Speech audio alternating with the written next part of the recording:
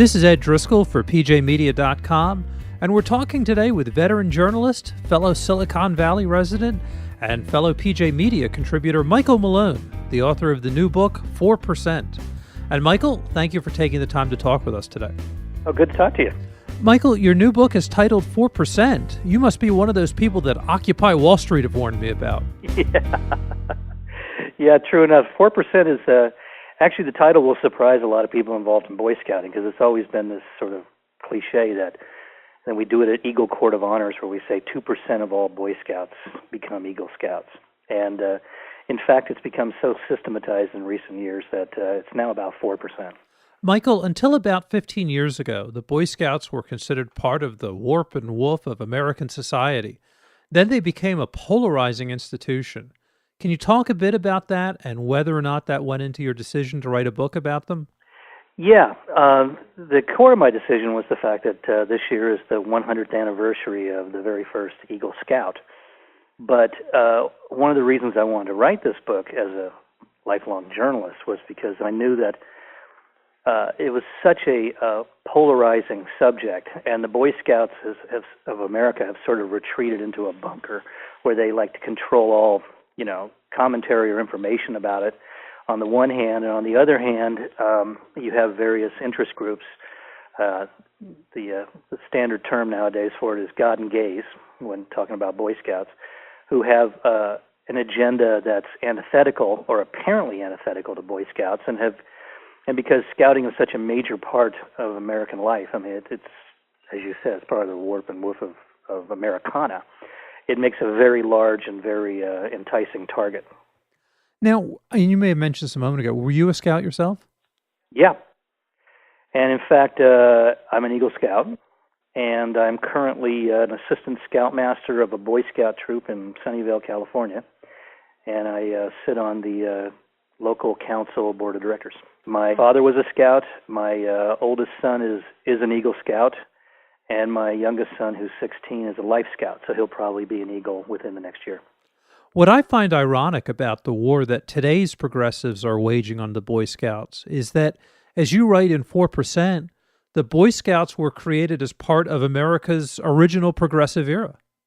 Yeah, it's one of the most enduring survivors of the first round of progressivism, the Wilson era, beginning really with Teddy Roosevelt. In fact, Teddy Roosevelt played an absolutely crucial role in the creation of the Boy Scouts of America. And he sort of turned on scouting at the beginning of World War I because he wanted the Boy Scouts to essentially be a recruitment and training program for the military. And scouting decided no, that it would retain its independence, but would contribute in other ways. And it did an extraordinary job with the great bond drives. But yeah, Boy Scouting was created. It really began in England, as we all know, with Baden-Powell. And he was one of these Edwardian types who believed that the British boys had gone soft and they needed to get outdoors and get out of the cities and go out to the countryside and really learn the core skills of manhood. And that was really the beginning of, and he had the cachet as a war hero from the Boer War to write a book on the subject and build scouting in England. And Teddy Roosevelt and others saw that and said, well, we need that kind of thing here in the United States. Our boys need more moral fiber and to get out of this destructive lifestyle of modern society and return to the old ways of the woodsman and the Indian. It sounds like over a century ago, Baden-Powell wrote the first draft of The Dangerous Book for Boys. Yes, he did, very much so. And interestingly, he took most of the really good stuff in the original Boy Scout handbook from an American writer named Ernest Seton, who wrote a book on woodcraft and was very oriented towards living like Indians in the woods. And Baden-Powell does, as you and I know as a writer, there's some tricks about borrowing other people's stuff, and Baden-Powell did it in spades. He credits Seton at a couple key points in the book, but then takes a whole lot more than that. So he could rationalize it by saying, yeah, well, I did give credit to Seton. So Seton was fairly annoyed at that. And when the notion of scouting was created here, he got on board, as did another character named Dan Beard, who was doing a kind of a cowboy, not cowboy, more like woodsman Daniel Boone type organization. So these things were springing up all over the place, and they all kind of came together because a very good businessman organizer named James West convinced them all that it would be better if they worked together. If there were a few outliers, there were some other Boy Scouts. There was one form of Boy Scouts where they actually carried rifles. And eventually those all either died or were absorbed into the Boy Scouts of America. And that all occurred right there, 1910 to about 1920. Michael, you've already mentioned Teddy Roosevelt and Woodrow Wilson, both key figures from the dawn of the Progressive era.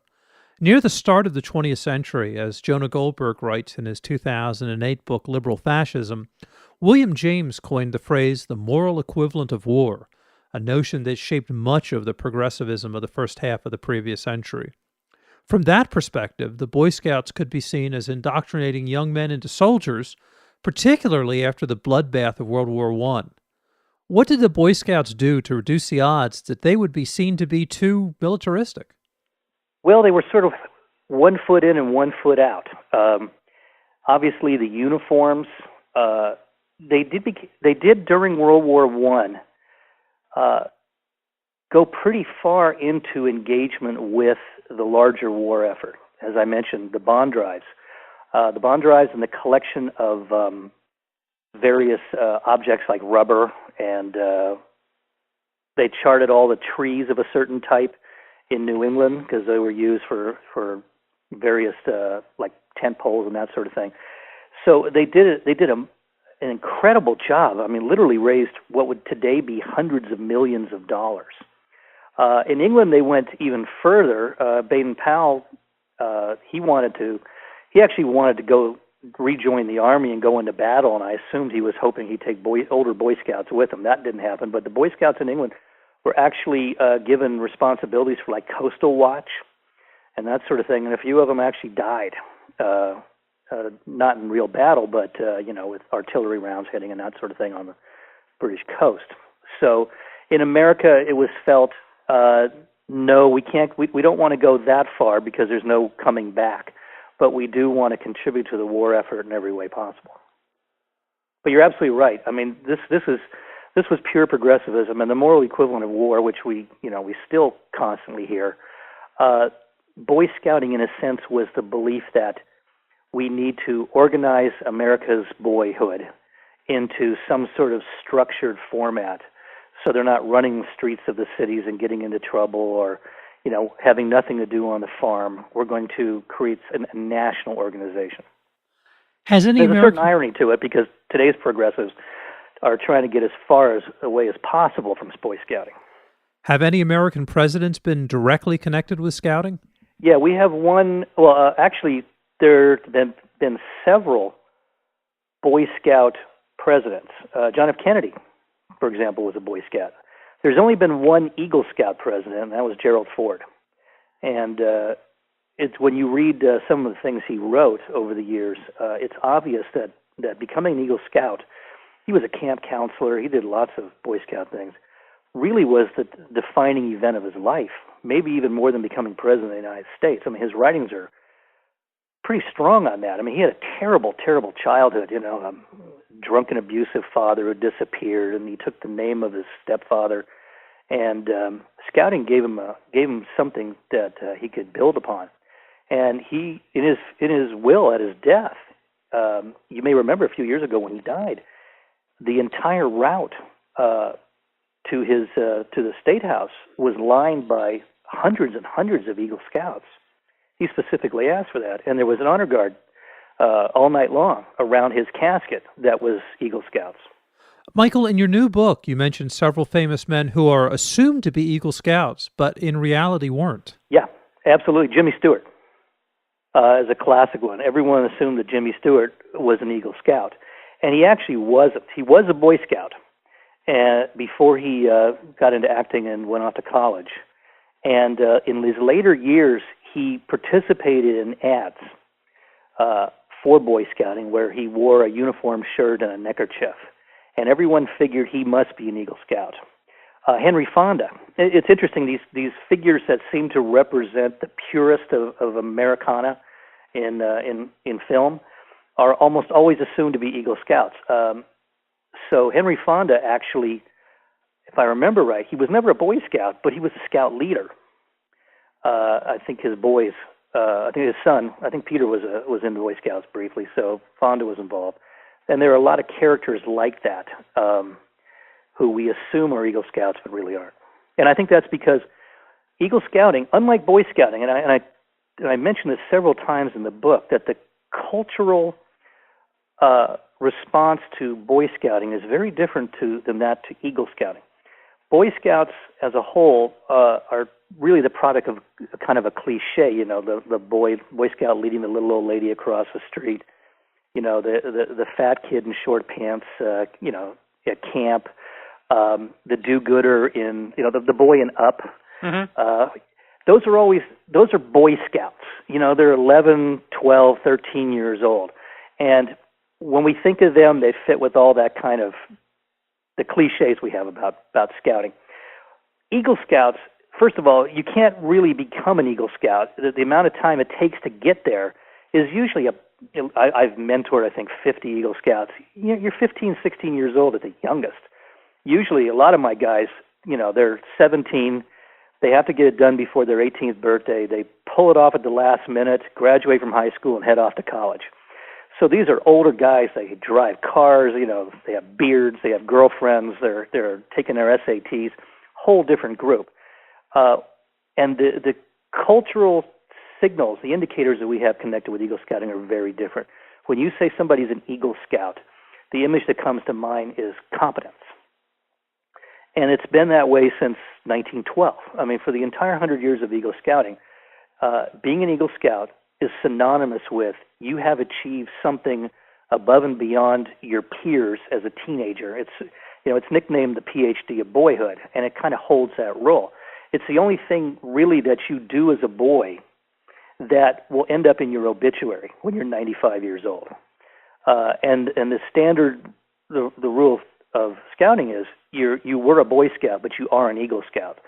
So when you turn 18, you're done with scouting, but not as an Eagle. You're an Eagle the rest of your life. And I sort of, tongue-in-cheek, and I've gotten some interesting responses from Scout leaders around the country in the last few days. I have a paragraph in there saying, what they don't tell you when you get your Eagle is for the rest of your life, if there's a car crash, if luggage needs to be tied to the roof of a car, if a fire needs to be built for a barbecue, everyone turns and looks at you because it's assumed you know how to do all this stuff.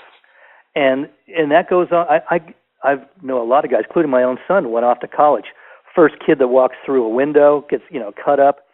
Who's going to patch him up? Everybody turns and looks at the Eagle Scout.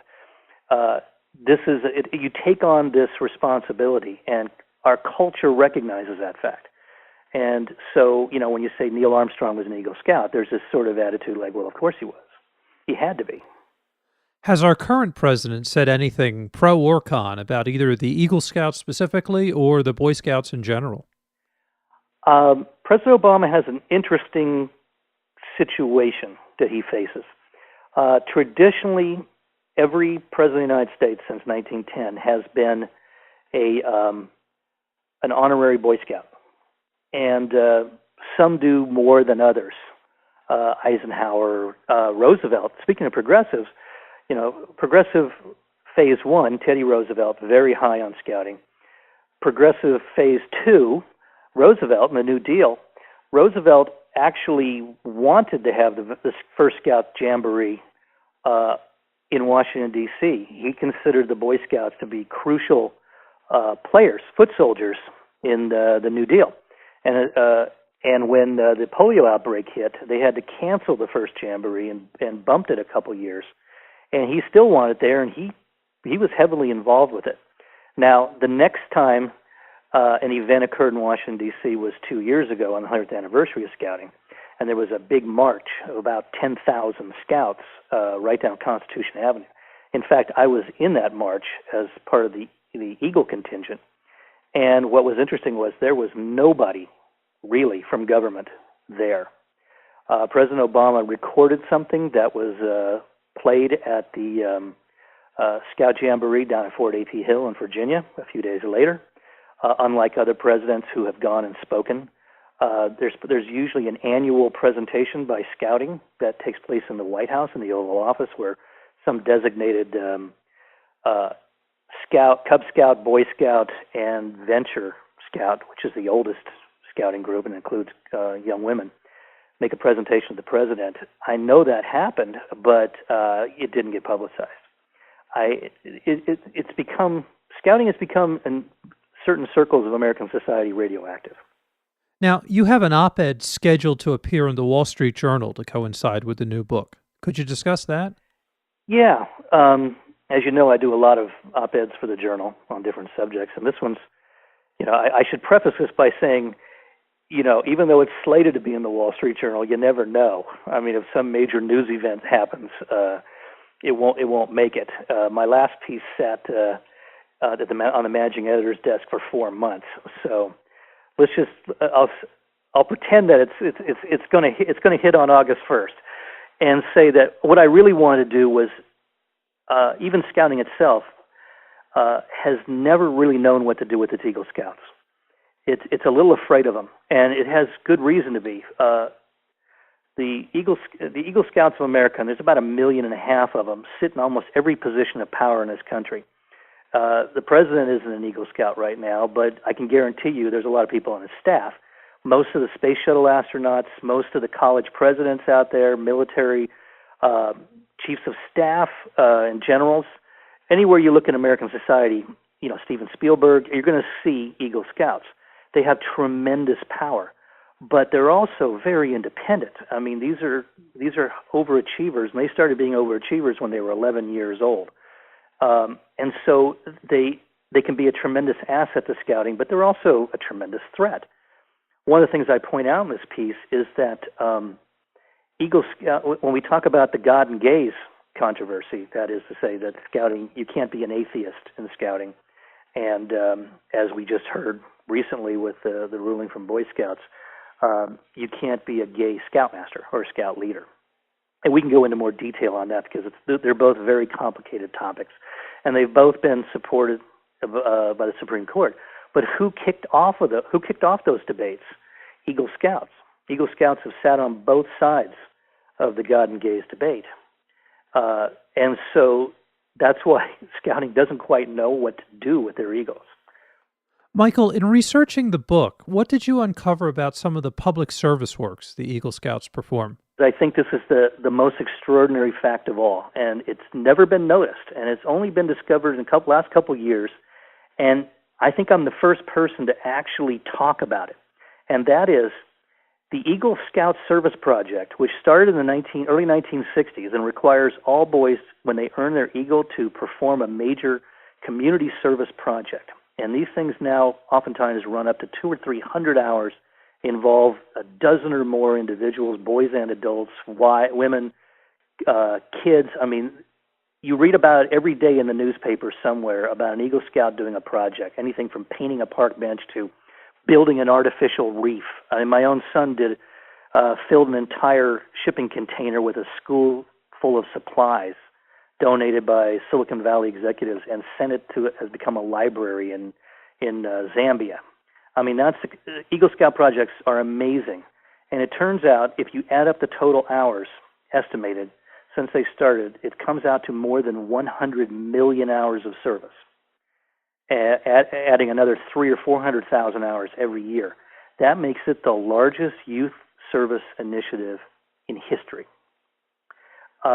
We don't see it because it takes place in 100,000 different locations, but it's there, and it's just the most amazing thing. And if you really want to appreciate what Scouting has done, look at the combination of the sum of all those projects. It's an amazing creature, a creation of American society. Michael, in addition to the new book 4%, you have several other books in the works. Could you talk a bit about them and when we'll see them? Well, I'm in this unique situation, which I guess all of us writers dream of, but then when it hits us, it's not a lot of fun. I have 3 books coming out this summer, and that's because they sort of slipped and drifted into each other.